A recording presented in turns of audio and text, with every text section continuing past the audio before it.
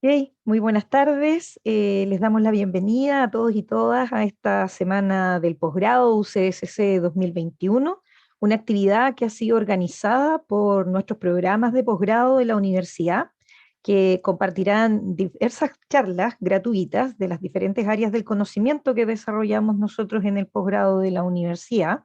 Así que será una semana cargada de conocimiento, de experiencias, de reflexiones y ojalá de mucho diálogo, por lo que los invitamos también a revisar la parrilla programática de las charlas que están contempladas para esta semana, que la pueden encontrar en nuestro sitio web, posgrados.ucsc.cl, y también si nos siguen en nuestras redes sociales, en Facebook e Instagram, donde nos pueden encontrar como posgrados UCSC, para que puedan inscribirse en todas las charlas que quieran. Para comenzar, les pedimos que mantengan por favor sus micrófonos silenciados. Al final de la charla, de la presentación, vamos a dar espacio para preguntas que las pueden hacer a través del chat o pueden ir levantando su mano abajo en el espacio de reacciones, levantar la mano para dar micrófono abierto. Si les parece, para que podamos dejar un registro de esta actividad, les quisiera pedir que puedan activar sus cámaras solo un par de segundos para poder capturar una imagen de este momento. Así es que les agradeceré. Muchas gracias, Gladys. Profesor Ramis, buenas tardes. Les agradeceré, por favor, a quienes puedan encender su cámara para tomar un print de pantalla. Gracias, Andrés. Entonces, sí, si les parece, ponemos una sonrisa. A veces no es tan fácil a las 6 de la tarde, pero tratemos de poner la mejor cara. Así que muchas gracias a todos los conectados. Hacemos el print de pantalla entonces, Claudita, ¿me ayudas? ¿Sí? A la 1, a las 2 y a las 3.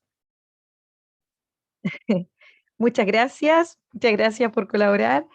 Eh, em, el día de hoy tenemos una charla muy interesante titulada La autorregulación del aprendizaje en respuesta a las exigencias impuestas por la pandemia, que será dictada por nuestra académica, la doctora Fabiola Sáez. La doctora Sáez es doctora en psicología de la Universidad de Concepción y profesora de educación física de la misma casa de estudios. Es miembro del claustro de nuestro doctorado en educación y de nuestro magíster en psicopedagogía y educación especial. Y además es la jefa del programa de magíster en ciencias de la educación de la Facultad de Educación de nuestra universidad. Sus líneas de investigación involucran el estudio de las variables cognitivo-motivacionales de los procesos de enseñanza-aprendizaje y la salud mental en comunidades educativas. Sin más que agregar y agradeciendo la participación de cada uno de ustedes y en especial de la doctora Sáez, la dejo con su presentación. Doctora Sáez, adelante.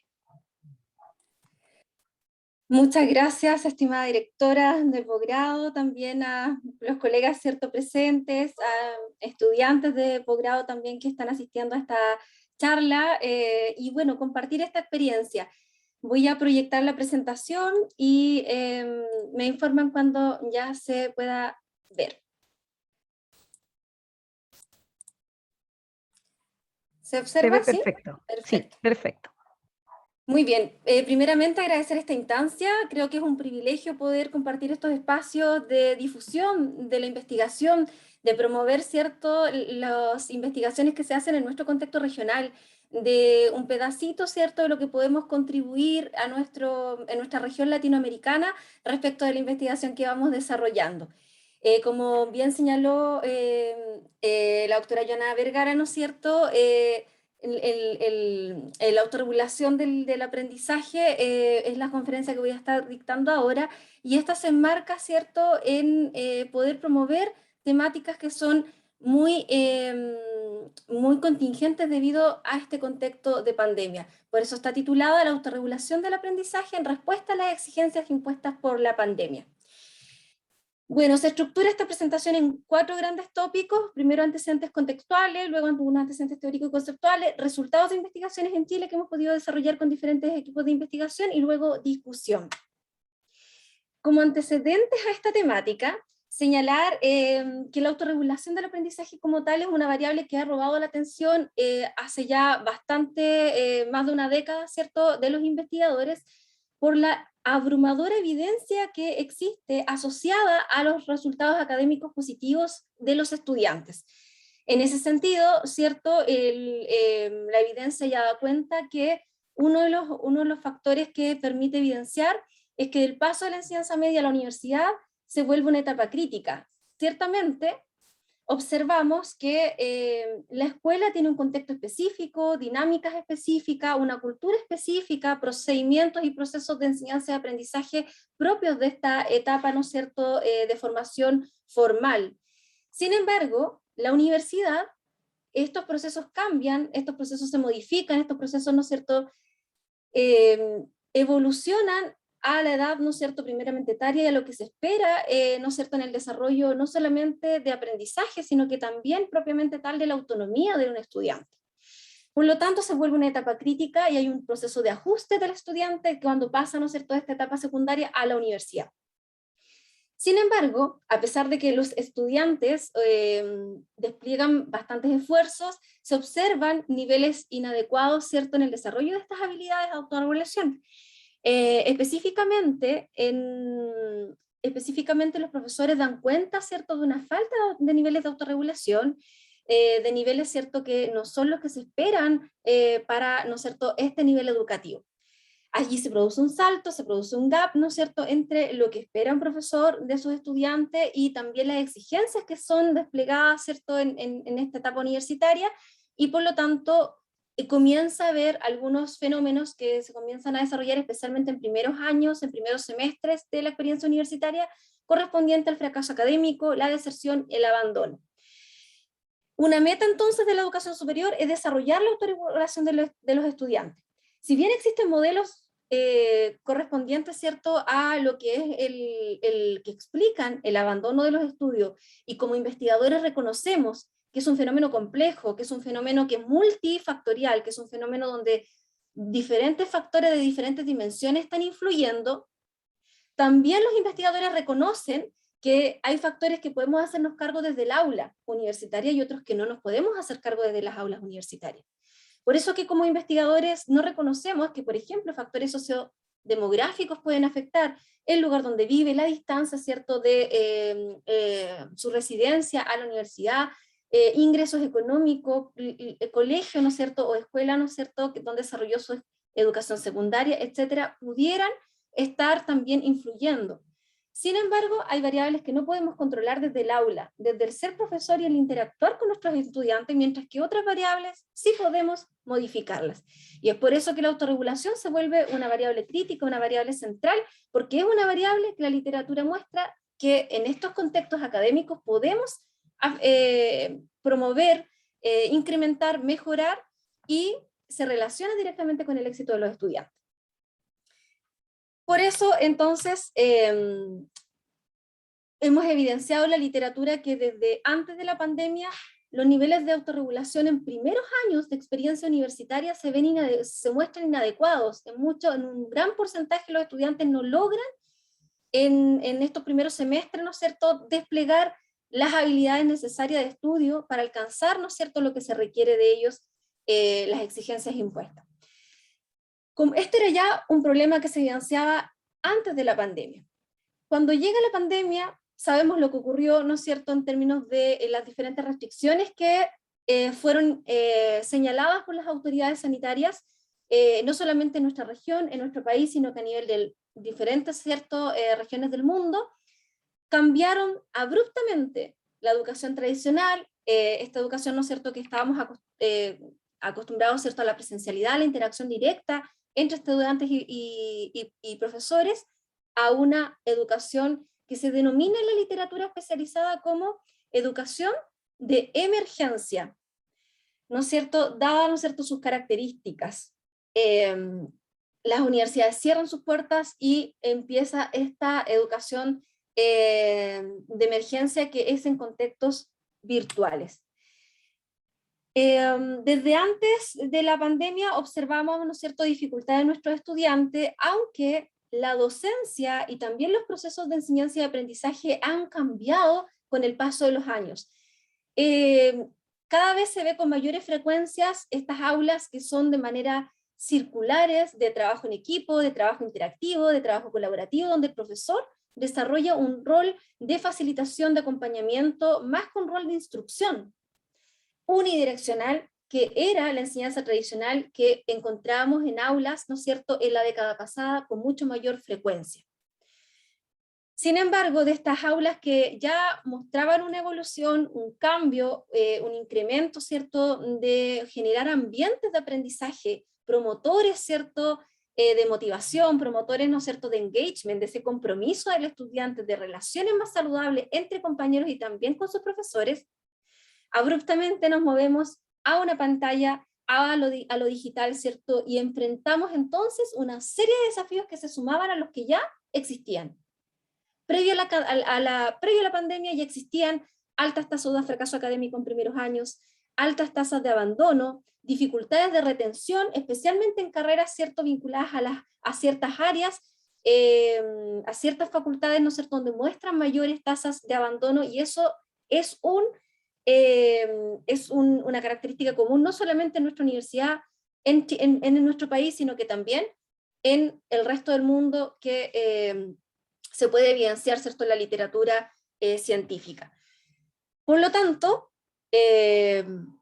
dado los efectos que muestra el que un estudiante se desvincula del sistema educativo, dado, ¿no es cierto?, el impacto que tiene a nivel personal, cuando un estudiante deja, ¿no es cierto?, el sistema educativo a nivel escolar, a nivel universitario, tiene por supuesto un efecto psicológico inmenso en el sujeto, pero además hay un efecto, ¿cierto?, también hay un impacto a nivel familiar, a nivel también institucional, afecta también, ¿no es cierto?, procesos de acreditaciones, diferentes procesos, y también a nivel, ¿no es cierto?, impacto económico a nivel país. Hay muchas becas que se despliegan, recursos que son desplegados, y por lo tanto se vuelve un fenómeno ecológico, un fenómeno donde no solamente hay un grupo específico afectado, sino que es un fenómeno transversal donde podemos observar un impacto a diferentes niveles.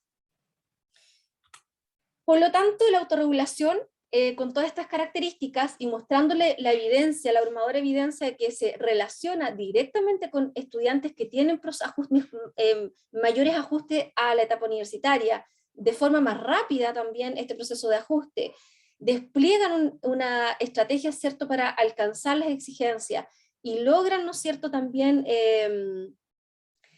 controlar su proceso de estudio, es entonces que se vuelve una variable que es de interés por poder trabajar en contextos regulares de enseñanza, y más aún durante la pandemia, donde la autorregulación del estudiante y también del profesor y del sistema educativo se vuelve mucho más exigente. La autorregulación es autoconciencia, es desplegar estrategias, es autoconectarse, es corregularse con otros, facilita también la resiliencia y, por supuesto, esa autodeterminación por aprender. ¿Cuáles son estos antecedentes teóricos? ¿Cuál es el modelo que está detrás de este constructo que es autorregulación? Ya sabemos que es importante, ya la evidencia empírica lo ha mostrado así, pero ¿qué es realmente la autorregulación? ¿Cómo se define? ¿Cuál es el modelo teórico? En general, podemos hablar de autorregulación en un gran plano, más amplio que en contextos académicos. Podemos hablar de autorregulación para la vida, autorregulación para la alimentación. ¿Cómo autorregulamos, cierto, lo que comemos, cómo es nuestra autorregulación para la actividad física? La autorregulación, como definición general, global, amplia, es el despliegue de estrategias emocionales, cognitivas y de comportamiento para alcanzar una meta en un dominio específico. Cuando le ponemos el apellido de aprendizaje, es el despliegue en estas tres dimensiones de lo que conforma a la persona humana. El despliegue, ¿no es cierto?, de mis recursos emocionales, ¿no es cierto?, mis recursos cognitivos y también de mis recursos comportamentales para alcanzar una meta de aprendizaje.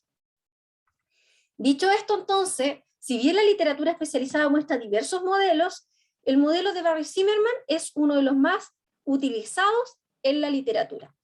El modelo de Zimmerman consiste en tres dimensiones: una dimensión primera de disposición al aprender, otra segunda dimensión de ejecución, donde el estudiante ya se encuentra desarrollando la tarea del desafío mismo, y finalmente una fase de autorreflexión. Ahora, este modelo, con estas tres fases, enmarcan o engloban, ¿cierto?, una cantidad amplia de estrategias específicas. En el caso de la primera fase de la autorregulación de un estudiante, encontramos el análisis de la tarea.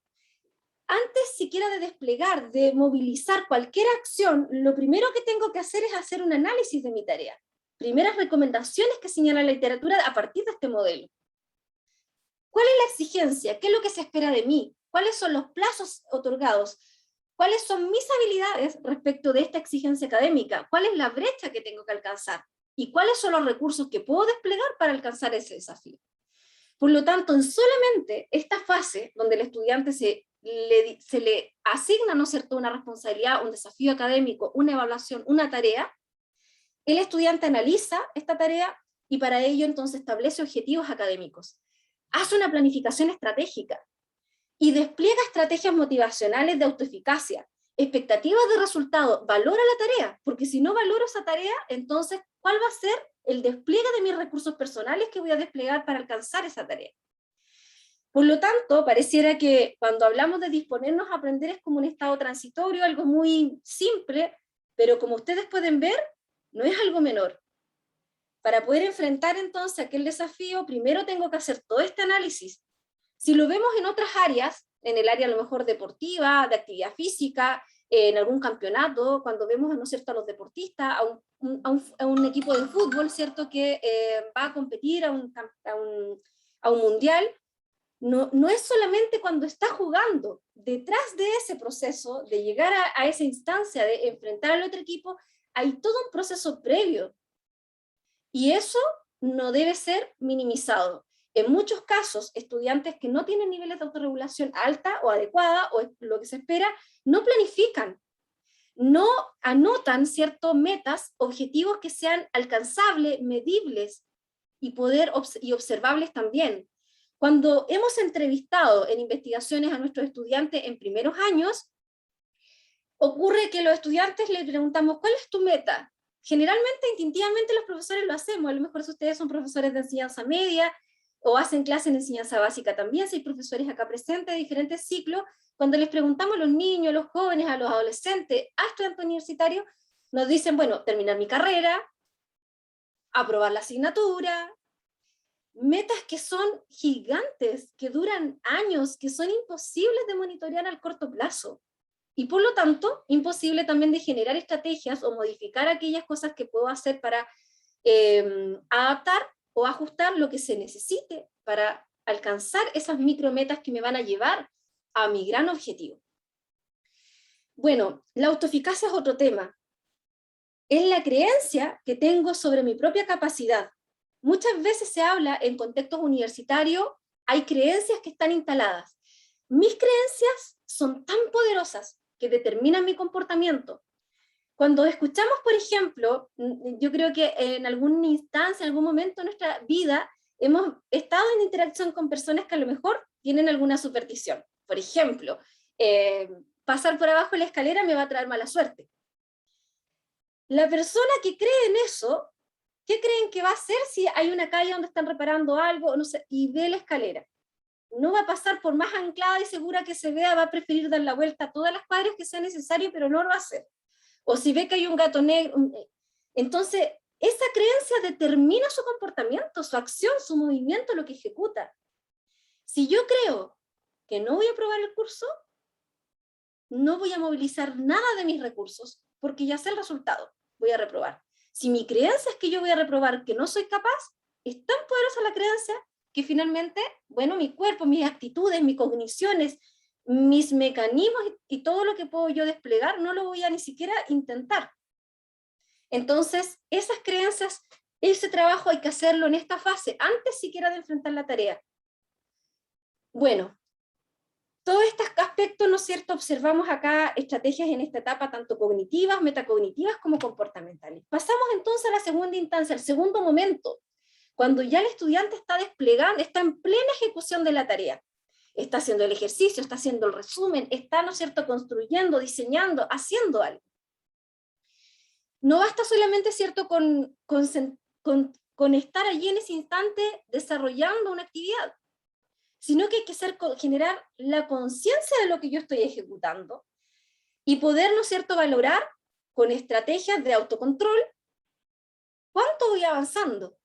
Porque si yo no voy monitoreando mi proceso, no voy a lograr hacer un análisis si en realidad lo que yo estoy haciendo va a permitir, en los plazos que se me señalaron, va a permitir en la exigencia, la dificultad, la sofisticación de la tarea que se me está, ¿no es cierto?, solicitando, lograr esa exigencia. Por esta razón, entonces, es que hablamos de autocontrol, estrategias específicas para poder analizar la tarea, poder, ¿no es cierto?, gestionar mis tiempos. ¿Estoy avanzando lo necesario? ¿O estoy muy lento? ¿Estoy aprendiendo realmente o observo que en realidad esta estrategia no me funciona? Si yo monitoreo en esta fase cuánto voy aprendiendo, si voy avanzando o no, voy a poder evaluar y si bueno, no estoy aprendiendo, me voy muy lento en el proceso, me permite incorporar las modificaciones necesarias en ese momento que es oportuno para sí lograr la meta. Pero cuando observamos estudiantes que no tienen un nivel de autorregulación, ¿no es cierto?, adecuado, el estudiante no monitorea su proceso de estudio. Avanza, avanza, avanza, y no modifica nada, y si no alcanzó, no alcanzó. Si no lo logró, no lo logró. Por lo tanto, es una etapa que no solamente el estudiante está realizando esta acción hacia la tarea, sino que va monitoreando el proceso. Finalmente viene una etapa, no termina allí, sino que viene una etapa de autorreflexión. Se acabó, mi profesor me entregó mi calificación, mi evaluación, mi nota, mi retroalimentación. Tengo acá, ¿no es cierto?, para poder mirar mi resultado. ¿Cómo es este resultado? Un estudiante que no tiene un nivel adecuado de autorregulación, su lógica, lo que muestra la literatura, sus creencias, porque acá también hay creencias instaladas en esta fase, es, si yo tengo creencias atribucionales que ese resultado fue porque el profesor me tiene mala, porque la universidad no me ha facilitado los recursos, porque estamos en la virtualidad, porque miles de razones, porque no me sentía tan bien, porque estaba lloviendo, porque la prueba estuvo muy larga, porque el profesor preguntó justo lo que nos repasó en la última clase. Si esas son mis creencias, mis estrategias para la próxima evaluación van a ser modificadas, porque en realidad ninguna de esas cosas que yo señalé como causa de mi resultado dependen de mí. Depende de la universidad, depende del profesor, depende de mis compañeros, de mi familia, de lo que está sucediendo a nivel nacional, pero no depende nada de mí. Por lo tanto, yo estoy haciendo lo fantástico, mantengo igual mi conducta, mis creencias, mis emociones, todo lo mantengo tal cual. ¿Cuál va a ser entonces el próximo resultado? En la universidad, ¿qué es lo que ocurre? Ni siquiera se mantiene, es peor, porque las exigencias en la universidad no se mantienen, van avanzando, lógicamente se van sofisticando, van incrementándose las exigencias. Por lo tanto, si un estudiante se mantiene, no modifica su estrategia ni sus creencias, lo más probable es la siguiente actuación va a disminuir. Y va a aproximarse a fenómenos, ¿cierto?, como el fracaso académico, que consecuentemente se vinculan y se asocian a la deserción académica, especialmente en primeros semestres de experiencia universitaria. Por lo tanto, se espera promover o lograr generar, ¿no es cierto?, estas habilidades de autorregulación, porque estudiantes que son autorregulados, las causas de esa baja o alta calificación la atribuyen a factores que sí pueden controlar, y el análisis que hacen en esta etapa es ¿cuánto dediqué? ¿Cuántas horas de estudio dediqué? ¿Cómo fue mi planificación? ¿Cuántas veces participé de las clases? ¿Cuántas veces llegué a la hora, me retiré hasta el final, hice preguntas? Todo este cuestionamiento empieza a reflexionar el estudiante qué estrategias desplegó y además hacer ese análisis para poder modificarlas en la próxima actuación. Acá tenemos el modelo de autorregulación de una forma, bueno, resumida, ¿cierto? Porque cada una de estas variables tiene teorías a la base, ¿cierto?, desde la psicología educativa, que nos permiten comprender qué pasa con el estudiante. Entonces, en resumen, es un ciclo, no termina, no tiene un punto inicial y un final, sino que siempre está retroalimentándose. Hay un proceso que podemos llamar inicial, donde se analiza la tarea, hay un plan de acción, ¿no es cierto? Hay una instancia donde el estudiante establece objetivos, donde monitorea cómo va desempeñándose, y luego hay una adaptación, una reflexión, un ajuste para una próxima actuación. Bien, acá tenemos entonces la autorregulación del aprendizaje. Eso es ARA, que son esas siglas que aparecen ahí, se ha convertido en foco central, puesto que se ha confirmado su relevancia para el éxito del desempeño, preparar a los estudiantes para las demandas de la educación superior, proporciona a los estudiantes competencias fundamentales de aprendizaje para la vida, porque luego voy a salir al mundo laboral, terminada la etapa universitaria, y tengo que saber gestionar mis tiempos, tener una agenda, planificarme, compatibilizar las diferentes exigencias que se me van a desafiar. Y desarrollar la capacidad para superar las dificultades de aprendizaje, derivadas de un entorno o estando en un entorno desfavorable, poder avanzar de igual forma. Estudio, ¿no es cierto?, inteligente, estudio estratégico. Entonces, estudiantes autorregulados, la literatura muestra todas estas, ha evidenciado todas estas características, establecen metas de manera proactiva, que son medibles, que son posibles de monitorear, monitorean intencionalmente su proceso de aprendizaje, usan estrategias de estudio de manera efectiva, responden a la retroalimentación personal de manera adaptativa, alcanzan las exigencias rápidamente y están más motivados para mantener los esfuerzos, inclusive cuando, ¿no es cierto?, se presentan estos obstaculizadores. A diferencia, estudiantes, ¿no es cierto?, que muestran niveles bajos de autorregulación, tienen rendimiento insatisfactorio, no alcanzan las exigencias que se establecen en la universidad, hacen autoevaluaciones inexactas de su desempeño y consecuentemente poco probables de modificar. Y acá, bueno, la imagen, ¿no es cierto?, muestra que eso conlleva a que no todos los estudiantes logran graduar o avanzar, ¿no es cierto?, en sus diferentes etapas. Bueno, les quiero contar en esta tercera parte ya de esta presentación algunos resultados de investigaciones que hemos trabajado con colegas, ¿cierto?, de nuestra universidad, redes con otras universidades que tenemos en Chile y también redes internacionales. Algunos pedacitos de estas investigaciones. Un primer estudio que quiero compartirles se realizó, la mayoría de los que les voy a mostrar son recientes, publicaciones realizadas en contexto, ¿cierto?, de la pandemia, todos investigaciones publicadas en revistas de alto impacto. Han seguido un riguroso procedimiento, ¿cierto?, de evaluación por pares externos que han, ¿no es cierto?, permitido la mejora de la calidad de los análisis y de los resultados que se presentan a continuación. Un primer estudio se desarrolló, ¿cierto?, con el objetivo de analizar los patrones de uso de los teléfonos inteligentes, los smartphones en estudiantes de STEM, que son, ¿no es cierto?, las carreras de ciencia, tecnología, ingeniería y matemática. Fue un estudio transversal, es decir, se realizó una sola medición en el tiempo y incluyó a 365 estudiantes universitarios. La mayoría, bueno, 55.6% eran hombres. ¿Cuáles fueron los resultados de este estudio? Recordemos, ¿no es cierto?, ver cuál era el uso que le dan a los celulares. Sabemos que actualmente los jóvenes tienen un lenguaje comunicacional que ha ido evolucionando en el contexto, ¿no es cierto?, también propio de la sociedad en el que estamos insertos, ¿cierto?, una sociedad del conocimiento, de las tecnologías, que ha ido avanzando. Es difícil hoy en día encontrar un aula donde algún estudiante nos señale que no tiene un celular. Ya podemos encontrar que es un equipo, una tecnología, un instrumento, ¿cierto?, tecnológico frecuente de uso por parte de nuestros estudiantes. ¿Cuáles fueron los resultados? Lo primero, llama la atención, ¿no es cierto?, que a pesar de que es pequeño, es liviano, es de fácil acceso, está continuamente cerca de los estudiantes, a pesar de ello, cuando hablamos de contextos de aprendizaje, se utilizan más, aún así, los computadores, ya de escritorio, más que los celulares para acceder a los LMS. ¿Qué es lo que son los LMS?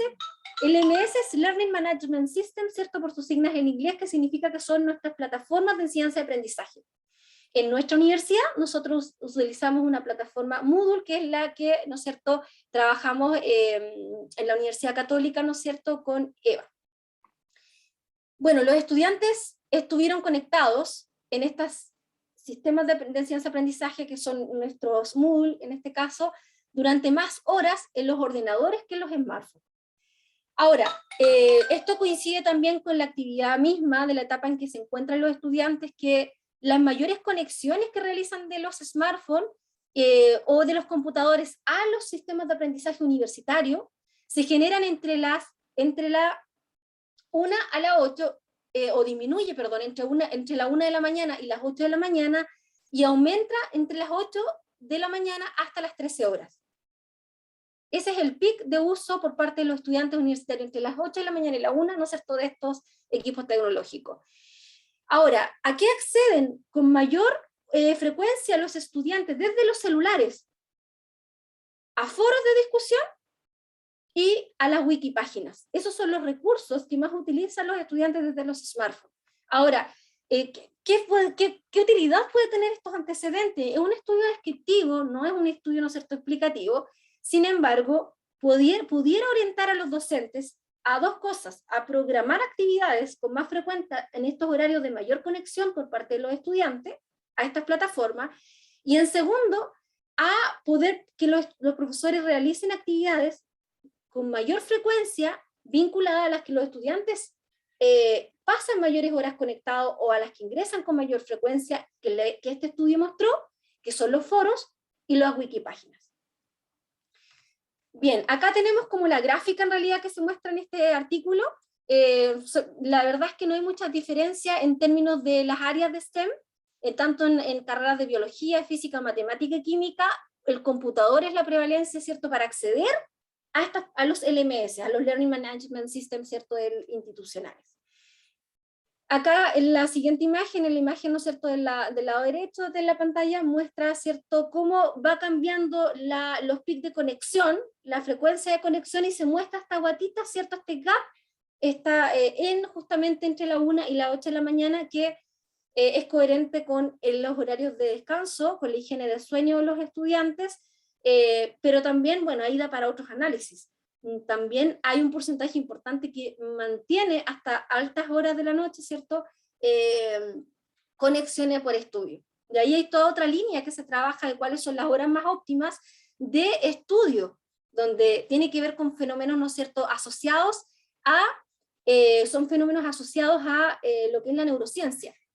¿Cuál es mi estado fisiológico, neurológico más pertinente para poder, los horarios más saludables, más óptimos para poder estudiar? Bueno, un segundo estudio que les quiero compartir, que también realizamos ¿no es cierto?, en el contexto de pandemia. Recientemente fue publicado también en una revista Scopus. Lo que hicimos fue muy, en realidad, interesante, porque caracterizamos los mensajes que envían los profesores universitarios a sus estudiantes con bajo rendimiento.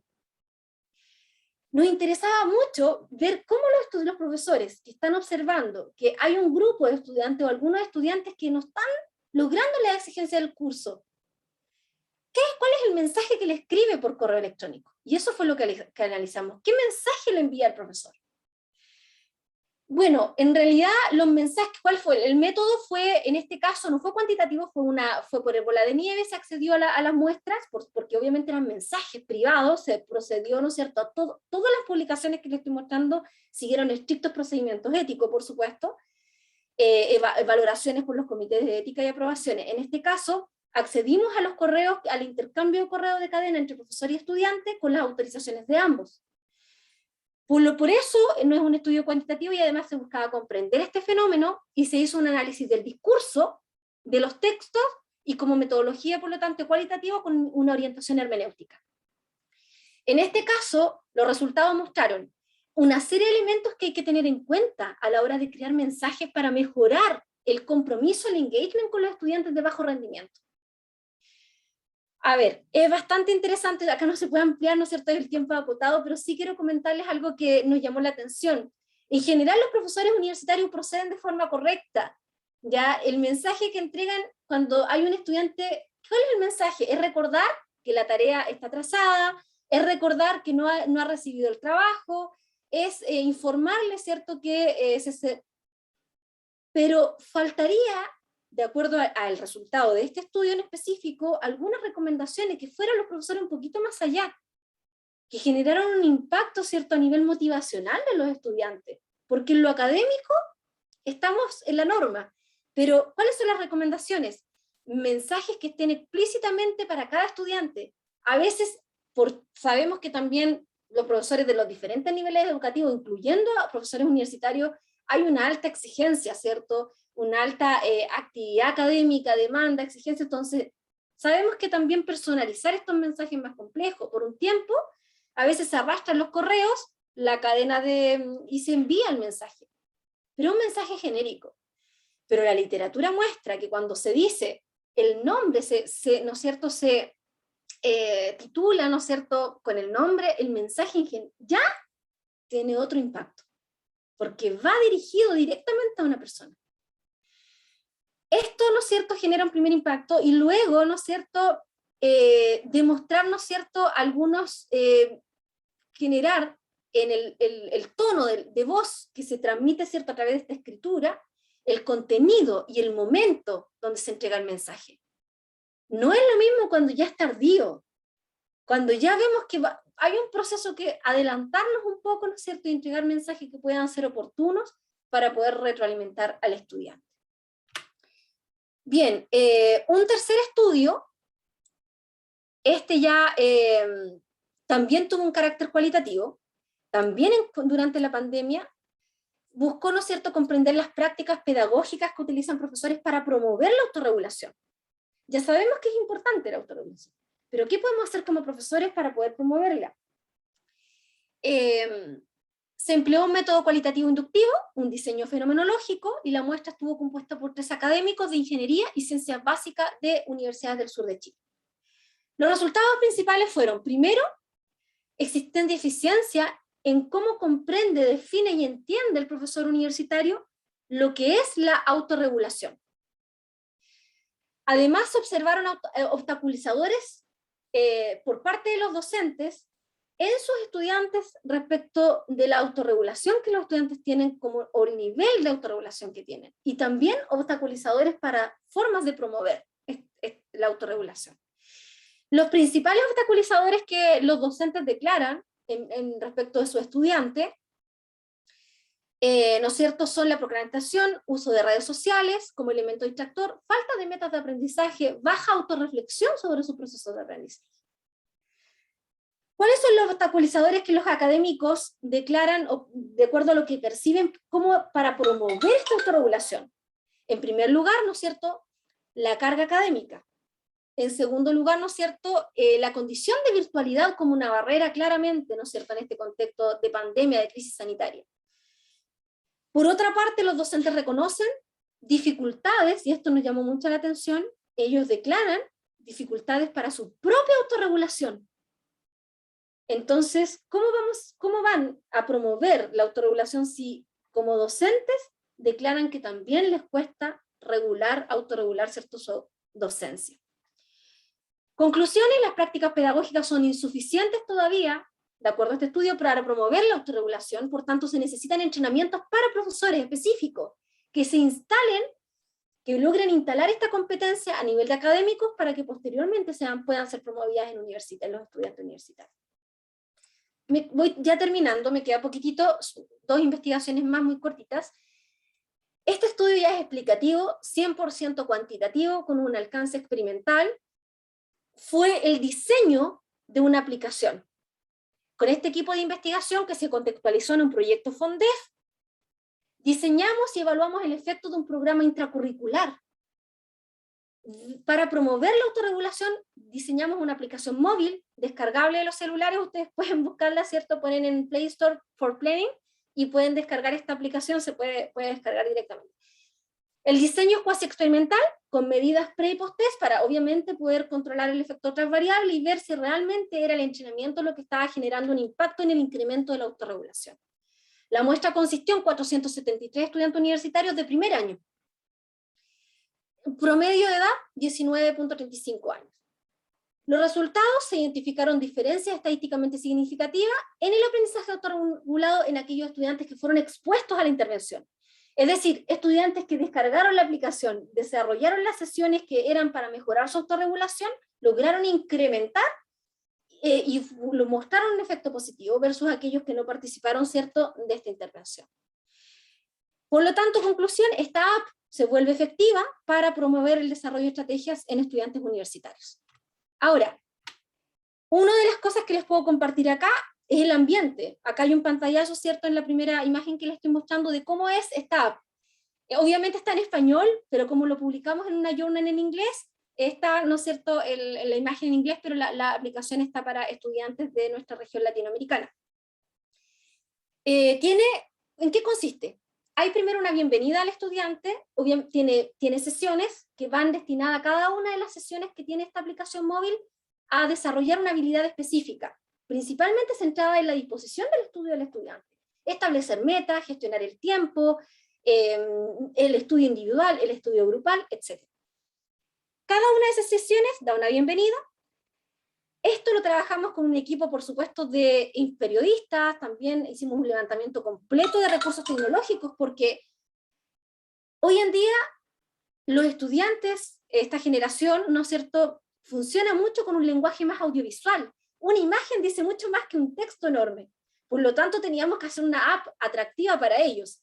Por lo tanto, el primero es un video. También están disponibles en YouTube, hay varios recursos que están disponibles de esta app, que muestran, ¿no es cierto?, pequeños como explicaciones y experiencias de la aplicación.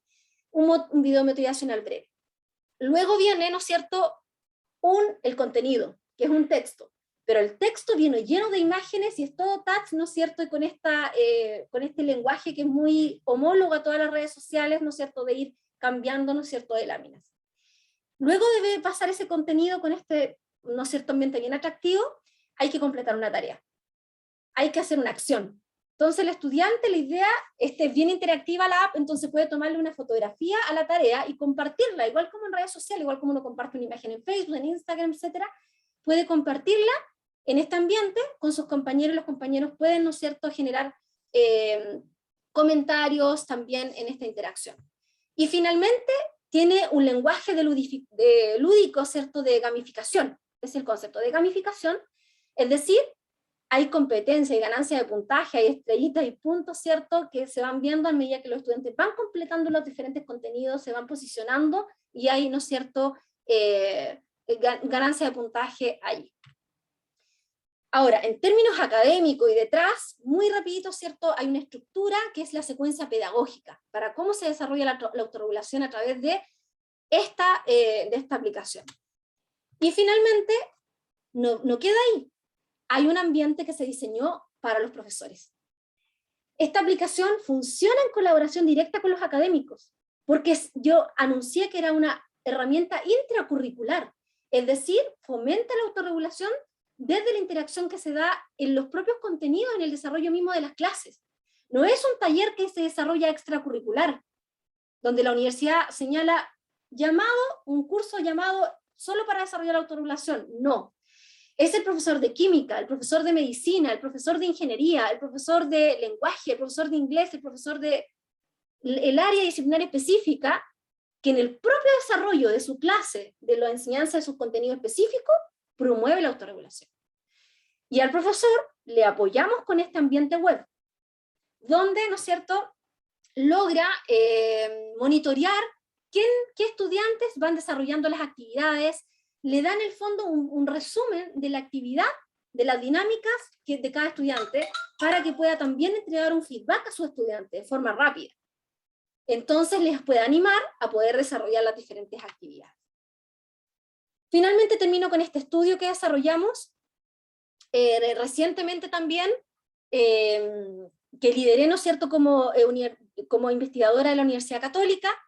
Tuvo dos microestudios insertos en esta publicación, que fue aceptada también en la revista Scopus para publicación en el primer semestre del 2022. Confirmar la estructura factorial de escalas para poder medir en los docentes las formas de promoción de la autorregulación. Podemos hacer intervenciones, pero si no contamos con un instrumento que mida el antes y el después y que nos demuestre empíricamente que está funcionando, no nos permite, ¿cierto?, tener esta estadística. Por lo tanto, el desafío de este estudio fue proporcionar a la región latinoamericana y en nuestro contexto en Chile, para universidades chilenas, un instrumento válido y confiable para poder medir las prácticas de autorregulación de los profesores, de promoción de la autorregulación. Y en segundo lugar, un modelo predictivo. ¿Qué variables influyen en que el profesor promueva la autorregulación?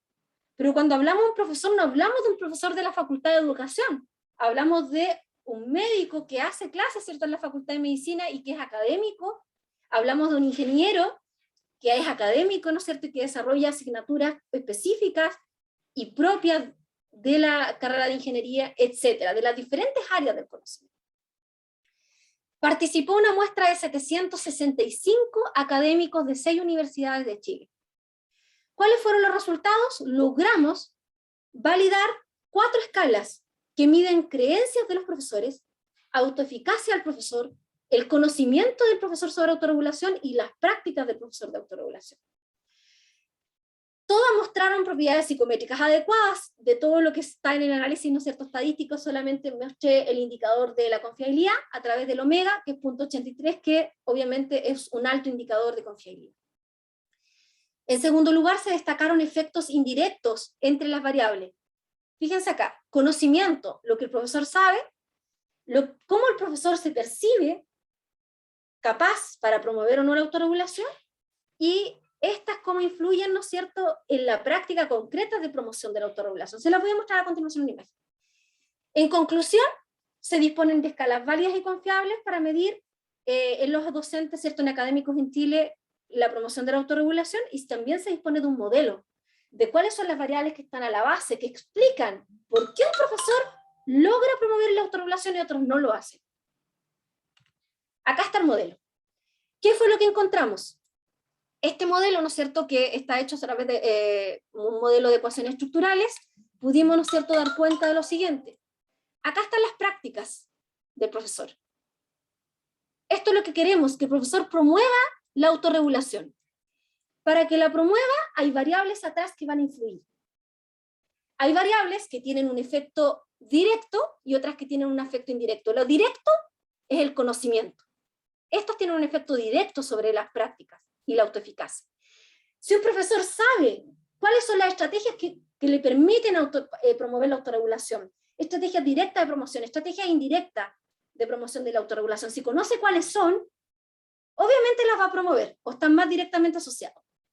Segunda variable, autoeficacia. Me creo capaz de poder promover, si yo soy un profesor de la Facultad de Medicina, de la Facultad de Ciencias Sociales, de la Facultad de Educación, de la Facultad de Ingeniería, ¿me percibo capaz para promover autorregulación? Esas dos variables influyen directamente en lo que yo hago realmente con mis estudiantes. Y de forma indirecta, las creencias, acá lo muestra, ¿cierto?, a la base, creencias sobre la autorregulación. ¿Cuál es mi creencia? ¿Sirve o no sirve que yo promueva la autorregulación a mis estudiantes? Lo que hablamos de las creencias determina mi comportamiento. Si yo como profesor, ¿cierto?, de escuela, soy profesor de la escuela, soy profesor universitario, si yo creo que no depende el rendimiento de la autorregulación y no va a servir, ¿para qué me voy a desgastar promoviéndolo? ¿Para qué voy a desplegar acciones promotoras de la autorregulación en el estudiante?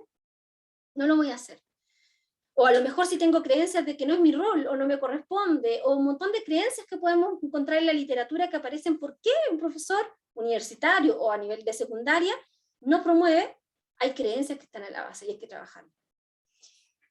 Cuando este estudio entonces aporta, primero, escalas que miden todas estas variables, un instrumento válido y confiable que me miden estas variables, pero además que me explican cómo un profesor puede promover, y orienta por tanto la toma de decisiones para investigadores que se animen a desarrollar intervenciones y que consideren entonces trabajar las creencias de los profesores, trabajar el conocimiento y trabajar la autoeficacia del profesor para lograr prácticas efectivas de promoción en contextos, en este caso, universitarios de la autorregulación.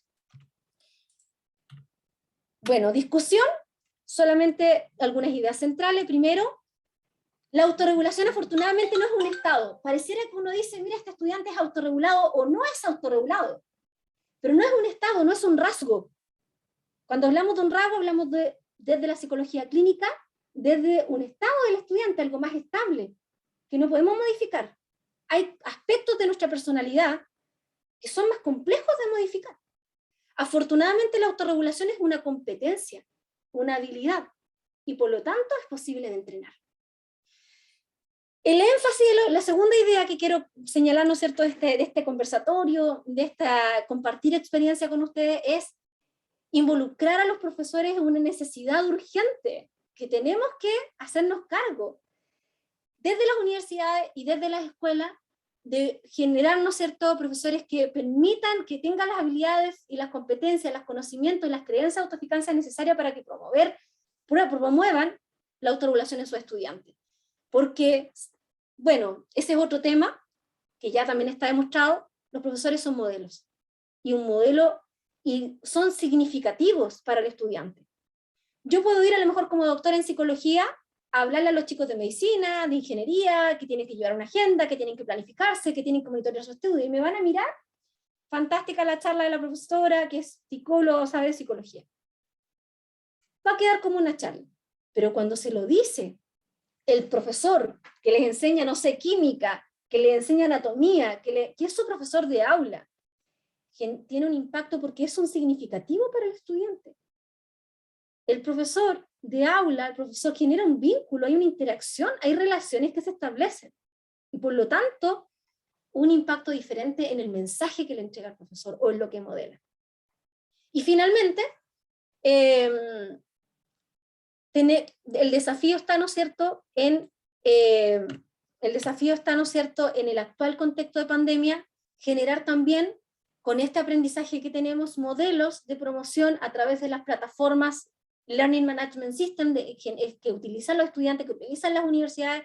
También, primero, posibilidades de detección oportuna a través de la interacción, porque los estudiantes, las plataformas nos entregan esta información. ¿Cuánto tiempo se conecta? Como fue el primer estudio que yo les mostré, de analíticas de aprendizaje. O sea, las Learning Management nos entregan esa información, están, pero muchas veces no las utilizamos. No las utilizamos para efectos académicos, que nos entreguen un insumo de cuánto tiempo el estudiante permanece en la plataforma, en mi clase, que nos retroalimente un informe con eso para poder nosotros generar una retroalimentación oportuna al estudiante. Entonces, que las plataformas no solamente sean un repositorio, sino que sean realmente un ambiente de aprendizaje interactivo que permita procesos de retroalimentación y sean promotores de la autorregulación a través, no solamente como lo hemos visto hasta ahora, de la presencialidad, sino que también el profesor logre promover procesos autorregulatorios en contextos virtuales. Bien, muchas gracias. Hasta aquí la presentación. Espero que sea de utilidad y dejo abierto, ¿cierto?, a las preguntas, consultas, comentarios que puedan surgir a partir de lo que hemos conversado.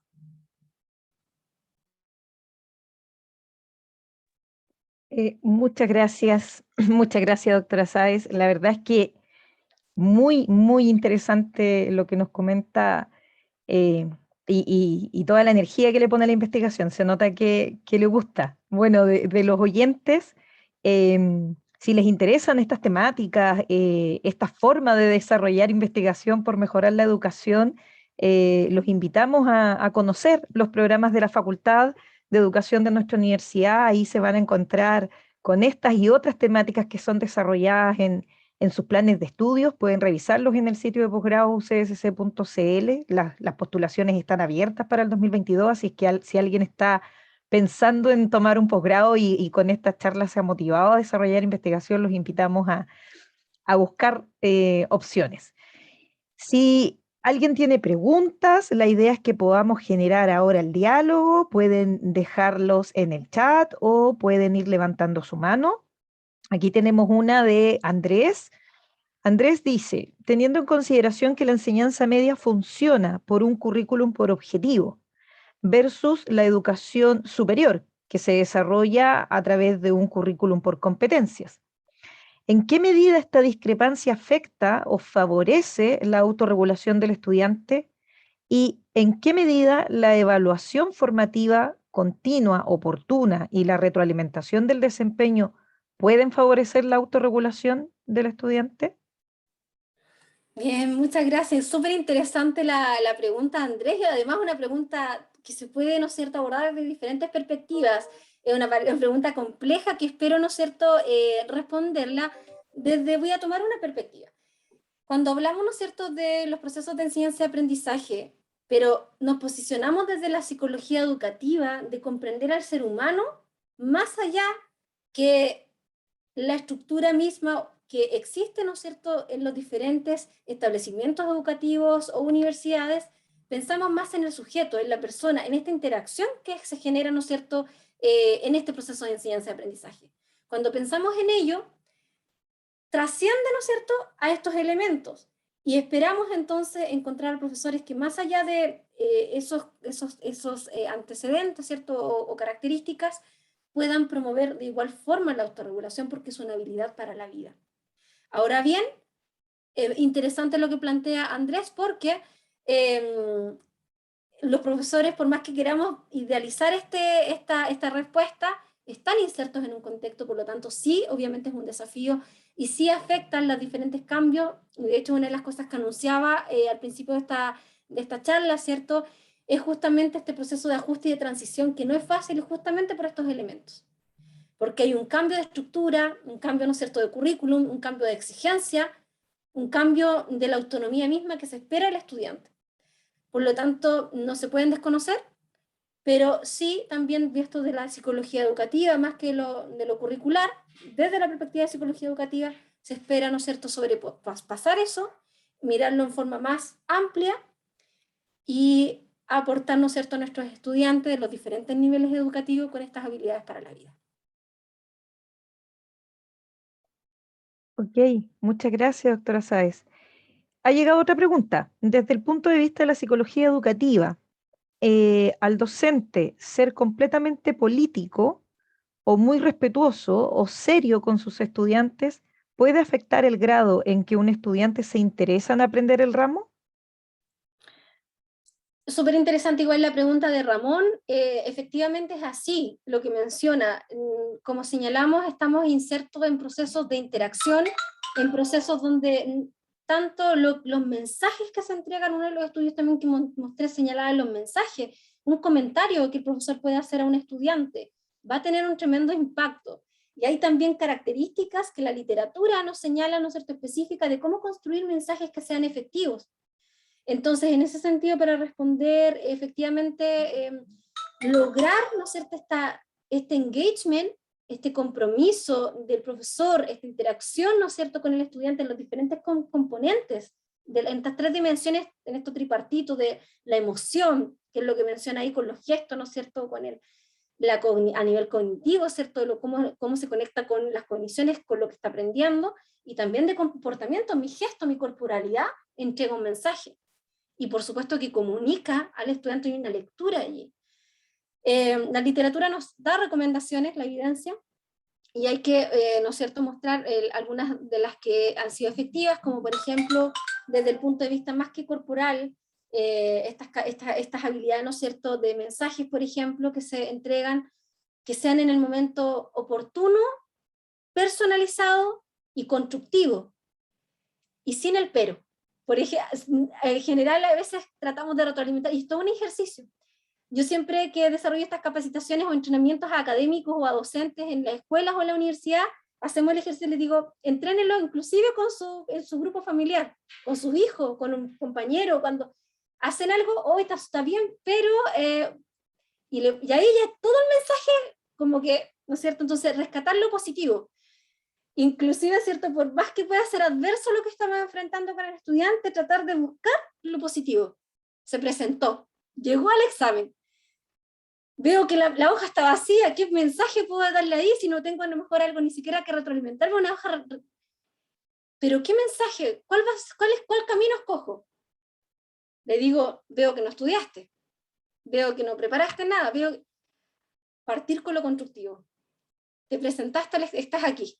Entonces, puede ser muy adverso el escenario, pero tratar, ahí lo puse como un caso bien extremo, pero tratar siempre de rescatar primero lo positivo y luego el siguiente paso del mensaje es aquello que se puede modificar y que puede contribuir a la mejora.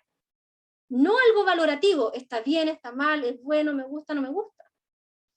Interesante, ¿cierto?, la forma que tú resumiste, incorporaste esta estrategia, incorporaste este elemento. Te sugiero que puedas agregar estos otros, y por tal razón.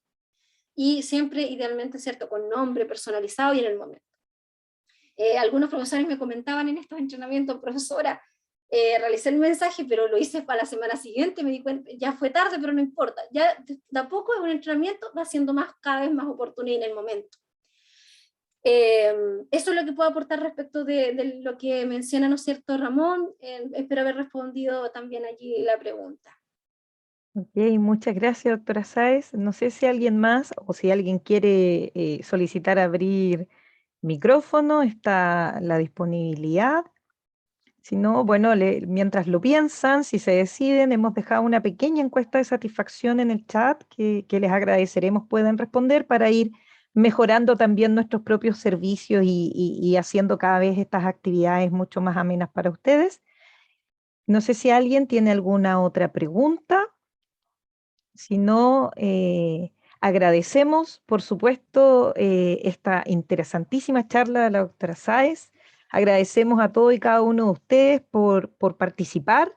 Los dejamos invitados. La semana del posgrado está recién empezando. Hay muchas charlas en distintas áreas, así es que los invitamos a que se inscriban en posgradoucss.cl, a que nos sigan en nuestras redes sociales y a que, por favor, piensen en tomar un posgrado con nosotros. Ahí la doctora Sáenz los va a estar esperando para profundizar aún más en estas temáticas. Ahí creo que justo entró una última pregunta de Jessica. Jessica pregunta cómo se ha logrado implementar la autorregulación y el aprendizaje más personalizado en cursos de 40 a 45 estudiantes. ¿Hay experiencias al respecto? Sí, súper interesante la pregunta de Jessica. Yo creo que todos hemos pasado por estos cursos, inclusive más, ¿cierto? En la universidad a veces han llegado, en algún momento, al menos yo participé de cursos de hasta 80 estudiantes, en algún momento, ¿cierto?, de mi formación, y un profesor. Entonces, claramente eso también ha ido mejorando a nivel escolar, a nivel universitario, se han ido generando mayores recursos, mayores, ¿no es cierto?, ambientes de facilitación de aprendizaje, pero actualmente la experiencia que tenemos, Jessica, es con las tecnologías, ¿ya? Una de las cosas que nos ha ayudado mucho. De repente, por eso mostrábamos esta aplicación que en el fondo apoya al profesor, le entrega resúmenes de la interacción en las plataformas, por ejemplo, que es la actividad que realiza el estudiante durante la semana en su estudio. ¿Cuántos materiales descarga? ¿Cuánto tiempo está en la plataforma? ¿Cuántos comentarios hace en un foro? ¿Cuántas veces, no es cierto, realiza una pregunta? Eso resumido al profesor en un informe. Esas retroalimentaciones, ¿no es cierto?, les permiten al profesor tener un insumo cuando son cursos masivos, y ahí nos apoyamos en lo que se denomina Learning Analytics o analíticas del aprendizaje, ¿ya? Ahora bien, en contexto, ¿cierto?, todavía donde estamos en este proceso de transición, donde estamos en la presencialidad y a veces todavía no se utilizan mucho las analíticas. Por supuesto que es un desafío, pero también se han cambiado los mecanismos de trabajo, la didáctica, el cómo se desarrolla el trabajo. Se ha avanzado, ¿cierto?, un trabajo más individual, unidireccional, a trabajar en grupos, en trabajo en equipo, en trabajo, ¿cierto?, de proyectos, donde también se le asignan roles de liderazgo a los mismos estudiantes. Y se va generando estos procesos de corregulación. A propósito de tu pregunta, Jessica, comentarles que recientemente llevo mi primer año de ejecución de un proyecto adjudicado Fondesit a nivel nacional, que consiste en evaluar, en probar un modelo longitudinal de la relación recíproca entre el profesor, la regulación del profesor y la regulación del estudiante. ¿Qué quiero decir con esto? Que no siempre podemos, y esa es otra conferencia que ya seguramente la vamos a difundir también por redes sociales, tiene que ver con cuáles son estas formas, porque tú apuntas ahí, en la práctica y en lo concreto. ¿Cuáles son estas formas para promover la autorregulación? Entonces, para adelantar solamente lo que vamos a estar viendo en otra charla que prontamente voy a dictar, tiene que ver, ¿no es cierto?, con formas directas e indirectas. A veces vamos a tener el espacio para directamente decirle a nuestros estudiantes, chiquillos, no sé, hay que para lograr este trabajo, tienen que planificarse. De mi experiencia, o cuando la generación anterior, ¿qué es lo que hizo? Trabajaron de esta forma, hicieron este ejercicio, buscaron ayuda por acá. Les recomiendo que podemos instruir directamente o señalar directamente la estrategia. Pero no siempre se da el tiempo. Por ejemplo, cuando hemos interactuado con profesores de cálculo, de álgebra, que son asignaturas, bueno, todas las asignaturas tienen su complejidad, ¿cierto? La universidad, también en la enseñanza secundaria. El tiempo es siempre un desafío, pero hay formas indirectas. Y ahí, por ejemplo, la misma actividad que yo le doy al estudiante, que pasamos de los certámenes, ¿no es cierto?, a un trabajo, ¿cierto?, a otros tipos de que complementan, no es que a lo mejor no existan 100%, pero hay otros mecanismos de evaluación formativa, evaluación auténtica, evaluación de procesos, retroalimentaciones, que me permiten también indirectamente promover la autorregulación. No le estoy diciendo nada al estudiante, pero lo mandé a hacer un proyecto y me tiene que mandar un avance 1, 2 y 3. Por lo tanto, tiene que hacer una planificación, tiene que entregar un avance, tiene que monitorear cuánto va progresando.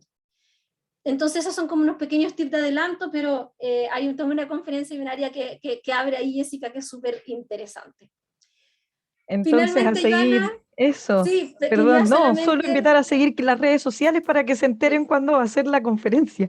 Sí, y bueno, dejarle chiquillos, bueno, a chiquillas, a todos, colegas, estudiantes, futuros estudiantes, invitados, como señaló Joana, soy la jefa de programa del Magíster en Ciencia de la Educación, sé que nuestros programas a nivel de la universidad son de una alta calidad, y en el caso del Magíster en Ciencia de la Educación les dejo invitado, un magíster renovado en su malla curricular, en su plan de estudio, centrado en competencias y con un fuerte componente de investigación. Nuestros estudiantes, ¿cierto? Va a ser la charla el día 15 de noviembre, vamos a hacer el café informativo del magíster, los dejo invitados desde ya, ahí vamos a ampliar información de nuestras experiencias con los estudiantes, el desarrollo de habilidades de investigación, cómo se promueve, ¿cierto? La formación de investigadores en este nivel, en este programa de Magíster en Ciencia de la Educación, un programa renovado, 2.0, que de verdad la malla está espectacular, así que tienen que inscribirse y visitarlo en la página web. Así es, y acreditado por 6 años. Así es que ahí también para Exactamente. que puedan ir postulando a sus becas. Ahora el 15 de noviembre tenemos una charla NIT para aquellos que quieran reforzar, si quieren postular a la beca NID, así que también invitados a participar, todo completamente gratuito. Así es que muchas gracias, doctora Sáez, muchas gracias a todos y todas quienes se conectaron hoy día y participaron de esta charla. Así es que todas las invitaciones están hechas. Muy buenas tardes. Los esperamos en el resto de las conferencias de esta semana del posgrado. Así que muy buenas tardes. Buenas tardes, chao Joana, adiós Chao, a todos, chao. gracias, chao, Chao. chao.